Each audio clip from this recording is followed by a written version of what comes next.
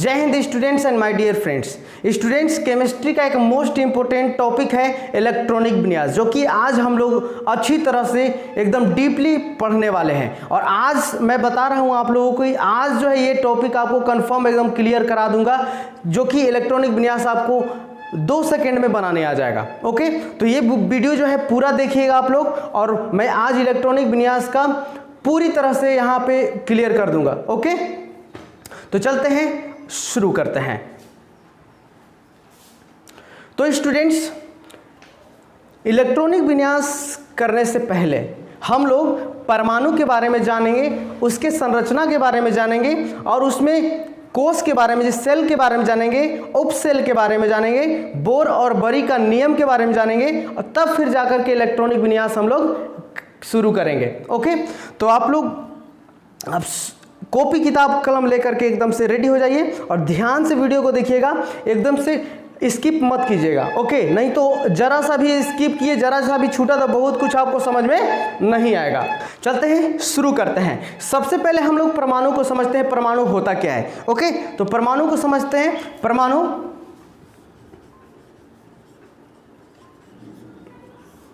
परमाणु को इंग्लिश में एटम बोलते हैं, ठीक है, एटम। ओके, हम लोग जब भी ऐसा भी होता है कि कभी दीपावली हो गया, ठीक है, दीपावली या दशहरा जो होता है उसमें बम पड़ाका फोड़ते हैं, ठीक है, बम पड़ाका फोड़ते हैं, तो उसमें हम एक बम होता है जिसको एटम बम बोलते हैं। एटम बम छोटा वाला बम को एटम बम बोला जाता है। तो देखिए, एटम बम क्या होता है, तो परमाणु बम होता है। परमाणु बम बहुत खतरनाक होता है, आप लोगों को पता ही होगा, ठीक है। तो परमाणु क्या होता है अच्छी तरह से हम लोग समझते हैं। देखिए, ठीक है, देखिए परमाणु होता क्या है, तो कोई भी तत्व, यानी किसी तत्व का सबसे छोटा से छोटा कण या सूक्ष्मतम कण को परमाणु कहते हैं। परमाणु स्वतंत्र अवस्था में नहीं पाया जाता है, ठीक है, ये अणु के रूप में होते हैं। ओके, तो आप परमाणु को समझ गए। परमाणु जो होता है वो स्वतंत्र अवस्था में नहीं पाया जाता है, वो अणु के रूप में होते हैं। और ये तत्व का, यानी कि तत्व का सबसे छोटा से छोटा कण होता है, सबसे छोटा से छोटा इकाई होता है, जिसको हम लोग परमाणु कहते हैं। तो अच्छी तरह से आपको समझ में आ गया होगा कि परमाणु क्या है, ठीक है। तो परमाणु यानी कि एटम, तो एटम का मतलब होता है, एटम का मतलब होता है कि अविभाज्य।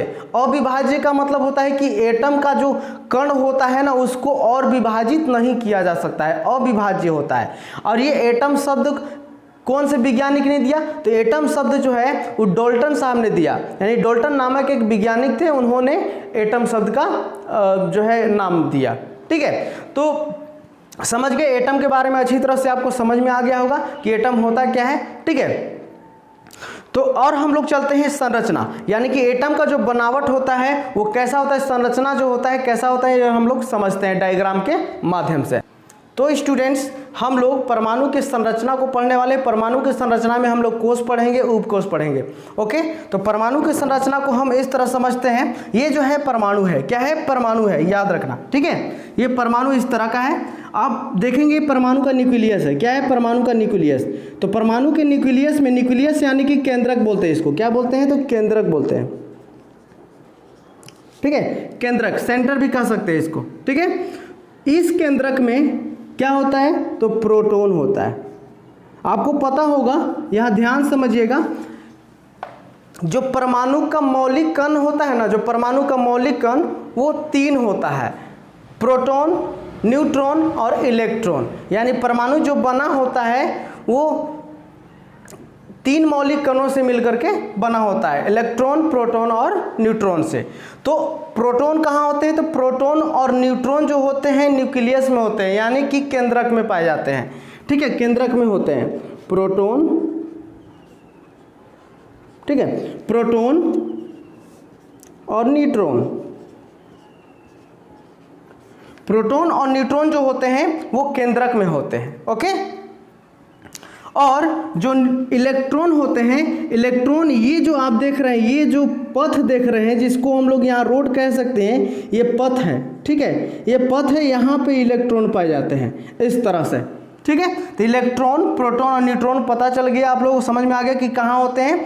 यानी कि जो और एक चीज़ और समझ लीजिए कि जो प्रोटॉन होते हैं वो धनात्मक होते हैं। प्रोटॉन क्या होते हैं? धनात्मक होते हैं। न्यूट्रॉन जो होता है न धनात्मक होता है और न ऋणात्मक होता है, यानी कि ये न्यूट्रल होता है। ओके, न्यूट्रल होता है। और जो इलेक्ट्रॉन होते हैं वो ऋणात्मक होते हैं, यानी कि माइनस होते हैं। ठीक है, अब आपको समझ में आ गया होगा कि प्रोटॉन जो होता है केंद्रक में प्रोटॉन और न्यूट्रॉन पाया होता है और जो इलेक्ट्रॉन होते हैं इस केंद्रक के चक्कर लगाते हैं चारों तरफ। ठीक है, और चक्कर लगाते हैं। अब जो पथ पर ये चक्कर लगाते हैं उस पथ को क्या बोला जाता है? तो कोष बोला जाता है। आपको समझ में आ गया होगा कि जो इलेक्ट्रॉन होते हैं इस केंद्रक का, इस न्यूक्लियस का चक्कर लगाते हैं चारों तरफ। ठीक है, और चक्कर लगाने वाले पथ यानी जिस पथ पर ये चक्कर लगाते हैं उस पथ को कहा जाता है कोष, यानी कि सेल कहा जाता है। ओके, ये जो सारे पथ आपको दिखाई दे रहे हैं ये सारे पथ ये क्या है?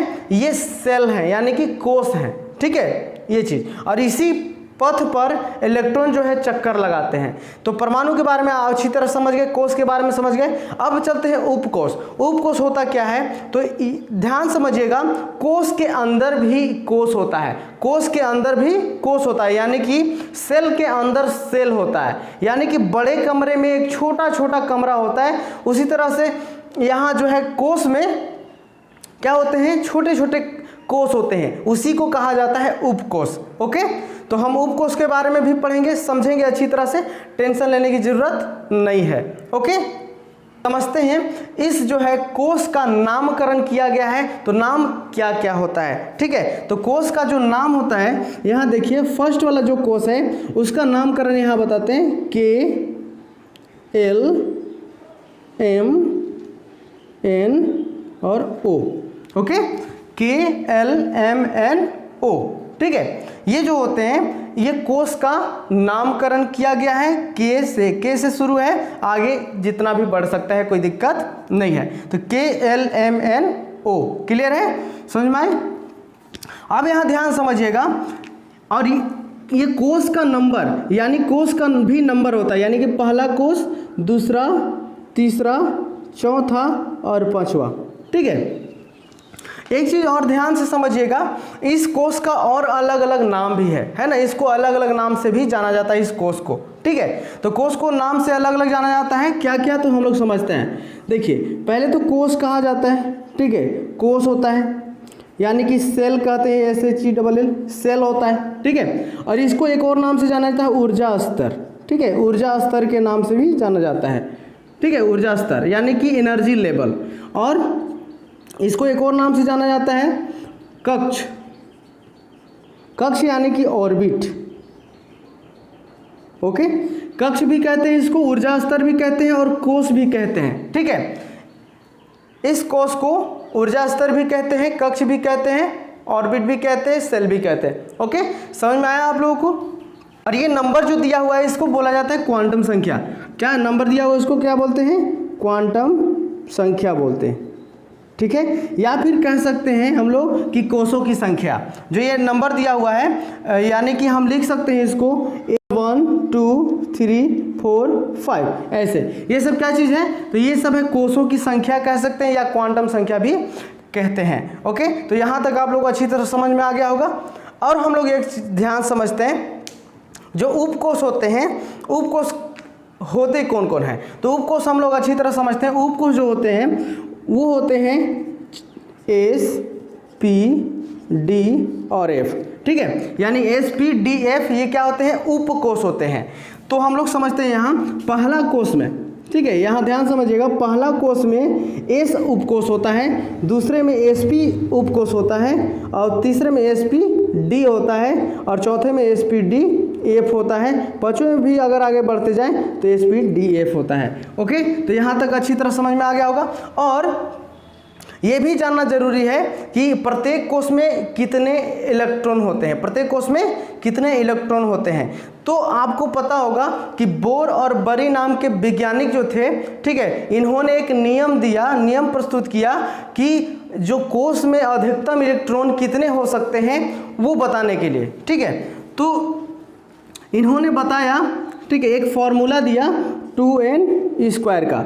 2n² का एक फॉर्मूला दिया, इसी के बेस पर जो होता है वो कोषों में इलेक्ट्रॉन को भरा जाता है। ओके, तो 2n² क्या चीज़ है, तो n क्या चीज़ है, तो n जो होता है वो आपका क्वांटम संख्या होता है, यानी कि कोषों की संख्या होता है। ओके, तो हम जब इसको बैठा करके इसको हम लोग जब भरने की कोशिश करते हैं कि कितना कितना आएगा, तो देखिए, तो हम समझेंगे कि जो पहले कोष में कितना इलेक्ट्रॉन आएगा, तो इस फॉर्मूले पे बोर और बरी नाम के वैज्ञानिक थे, उन्होंने एक फार्मूला दिया, इस फार्मूले पे हम क्या करते हैं, पुटअप करते हैं। तो n = 1 रखते हैं, यानी पहले कोष में हम देखते हैं कि इलेक्ट्रॉन की संख्या कितना होता है।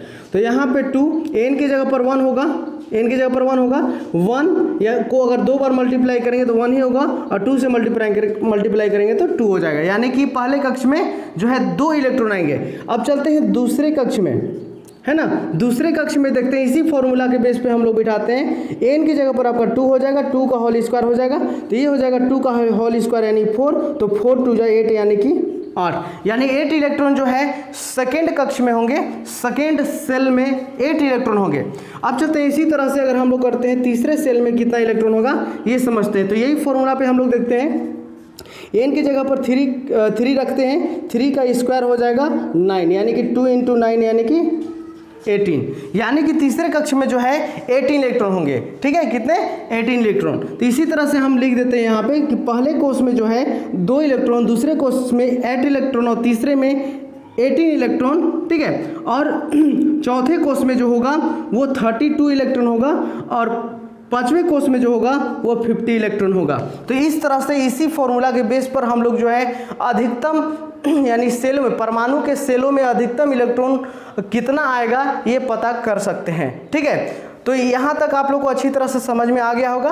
ओके, अब हम लोग चलते हैं इलेक्ट्रॉनिक विन्यास की ओर। ठीक है, इलेक्ट्रॉनिक विन्यास करते हैं, इतना तो आपको अच्छी तरह से समझ में आ गया होगा। हम लोग चलते हैं इलेक्ट्रॉनिक विन्यास करते हैं और पूरा करते हैं इस टॉपिक को। तो स्टूडेंट्स, हम लोग अब परमाणु का इलेक्ट्रॉनिक कॉन्फ़िगरेशन करते हैं। ठीक है, तो उसके लिए हम लोग को थोड़ा सा कॉलियम तैयार करना पड़ेगा। कॉलियम बनाते हैं, ठीक है, कोष का कॉलियम बनाते हैं इस तरह से। पहला कोष जो होगा K, दूसरा L, रोक दो, हो गया। तो स्टूडेंट्स, हमने क्या किया कि सेलों को अलग अलग कॉलियम में लिख दिया, यानी KLMNO। आपको पता है स्टूडेंट्स कि K में जो है, यानी K वाले सेल में कितने इलेक्ट्रॉन हो सकते हैं, तो 2 इलेक्ट्रॉन, और L में 8 इलेक्ट्रॉन, और M में 18 इलेक्ट्रॉन, और N में जो हो सकते हैं वो 32 इलेक्ट्रॉन, और O में 50 इलेक्ट्रॉन। स्टूडेंट्स, जब भी आपको इलेक्ट्रॉनिक विन्यास अगर निकालना हो तो सबसे पहले एक चीज़ ज़रूरी है आपको समझना कि आपको तत्वों के परमाणु संख्या आपको याद होने चाहिए। ठीक है, परमाणु संख्या याद नहीं होगा तो आपको इलेक्ट्रॉनिक विन्यास बनाने में बहुत ही दिक्कत होगी। ठीक है, यानी कि बनेगा ही नहीं। तो इसलिए आपको क्या करना होगा, तत्वों के परमाणु संख्या को याद कर लेना होगा। तो चलते हैं कुछ परमाणु संख्या, कुछ तत्वों के परमाणु संख्या को हम लोग लेते हैं और उसका इलेक्ट्रॉनिक विन्यास करते हैं। ठीक है, तो हम लोग जो है नंबर वन में जो होता है हाइड्रोजन होता है। ठीक है, हाइड्रोजन का परमाणु संख्या 1 होता है। ठीक है, जितना परमाणु संख्या होता है वो उतना ही इलेक्ट्रॉन होता है। ठीक है, याद रखिए, जितना परमाणु संख्या उतना ही इलेक्ट्रॉन संख्या होता है। ठीक है, तो यहाँ हाइड्रोजन का जो है परमाणु संख्या 1 है, यानी कि इसके पास 1 इलेक्ट्रॉन है। ओके, तो यहाँ होगा क्या कि इसमें होता क्या है कि आपको जो है इलेक्ट्रॉन को क्या करना है, बांटना है, यानी कि आपको पहला कोष में जितना आएगा उतना दे देना है, फिर अगला कोष में आगे बढ़ते जाना है इस तरह से। ठीक है, तो हाइड्रोजन के पास 1 इलेक्ट्रॉन है, तो हम पहले कोष में 1 इलेक्ट्रॉन को भर देते हैं। ओके, अब हम एग्जाम्पल में ले लेते हैं हीलियम। ठीक है, हीलियम ले लेते हैं। हीलियम जो होता है उसका परमाणु संख्या 2 होता है, ना इलेक्ट्रॉन उसके पास 2 है, तो हम पहले कोष में 2 इलेक्ट्रॉन भर देते हैं, क्योंकि आपको पता है कि पहले कोष में 2 इलेक्ट्रॉन ले सकता है, उसके बाद फिर हम अगला कोष में जाएंगे। तो इसी तरह से अगर हम ले लें, अगर हम ऑक्सीजन का ले लें ठीक है। तो ऑक्सीजन जो होता है उसका परमाणु संख्या 8 होता है। क्या होता है? 8 होता है। तो पहले कोष में 2 इलेक्ट्रॉन भरते हैं, ठीक है। इसके पास और कितना बच गया? 2 देने के बाद तो 6 इलेक्ट्रॉन बच गए, तो 6 हम जो है अगले कोष में भर देते हैं। इसी तरह से अगर हम यहाँ सोडियम कर लें, ठीक है, सोडियम जो होता है परमाणु संख्या इसका 11 होता है। इसका जब हम इलेक्ट्रॉनिक विन्यास करते हैं तो पहले कोष में 2 इलेक्ट्रॉन और दूसरे कोष में जो है 8 इलेक्ट्रॉन तक आ सकता है, ठीक है। कितने इलेक्ट्रॉन तक? 8 इलेक्ट्रॉन तक आ सकता है, क्योंकि आपको पता है कि एल वाला जो होता है 8 इलेक्ट्रॉन ही रख सकता है, ठीक है। तो 2 इलेक्ट्रॉन पहले वाले में, दूसरे में 8 बच गया। इसके पास कितना? तो 2 और 8 10, 1 बच गया, तो 1 इलेक्ट्रॉन यहाँ तीसरे कोष में हम यहाँ रख देते हैं। इसी तरह से अगर हम एग्जाम्पल लें मैग्नीशियम का, ठीक है, मैग्नीशियम का एग्जाम्पल लेते हैं। मैग्नीशियम जो होता है उसका परमाणु संख्या होता है 12। इसको पहले कोष में हम लोग 2 इलेक्ट्रॉन, दूसरे कोष में 8 इलेक्ट्रॉन और तीसरे में 2 इलेक्ट्रॉन, इस तरह से हो जाएगा। ओके, अब हम लोग यहाँ क्या करते हैं कि पोटेशियम का लेते हैं। पोटेशियम जो होता है वो उसका 19 होता है। क्या होता है? 19 परमाणु संख्या होता है। इसका इलेक्ट्रॉनिक विन्यास करते हैं। तो पहले कोष में 2 इलेक्ट्रॉन, दूसरे में 8 इलेक्ट्रॉन और बच गया कितना? तो 9 इलेक्ट्रॉन, ठीक है, तीसरे में 9 इलेक्ट्रॉन। ओके, तो आपको अच्छी तरह से समझ में आ गया होगा किस तरह से हम लोग इलेक्ट्रॉनिक विन्यास कर सकते हैं। यही कॉन्सेप्ट था, यही टॉपिक था जो कि आपको समझाना था। और एक चीज़ और ध्यान से समझिएगा कि इसके बाद आप जब भी 19 के बाद, यानी कि 19 और 20 के ऊपर वाले तत्वों का इलेक्ट्रॉनिक विन्यास आप करने की कोशिश करेंगे इस विधि द्वारा, तो आपको प्रॉब्लम आ सकती है, ठीक है। तो अगर आपको इससे अधिक 20 परमाणु संख्या तत्वों के 20 परमाणु संख्या से अधिक वाले तत्वों का आप लोगों को इलेक्ट्रॉनिक विन्यास करना है, तो उसके लिए एक विधि है, ठीक है, अफबाऊ सिद्धांत। उसको पढ़ लेना अति आवश्यक होगा। तो अगला टॉपिक जो होगा यही होगा, अफबाऊ सिद्धांत के अनुसार हम आपको बताएंगे कि किस तरह से इलेक्ट्रॉनिक विन्यास करा जाएगा, ठीक है। तो आप इतना तो कर सकते हैं कि हाइड्रोजन से लेकर के आप कैल्शियम तक के जो है इलेक्ट्रॉनिक विन्यास आसानी से इस विधि द्वारा कर सकते हैं। और 10th क्लास में आपको इतना ही आपको करना है ना, इससे ज़्यादा आपको करना है नहीं। तो 10th क्लास के स्टूडेंट्स के लिए इतना काफ़ी है ना, आप समझ लो। ओके, तो आई होप कि आप लोगों को अच्छी तरह से समझ में आ गया होगा। तो जय हिंद।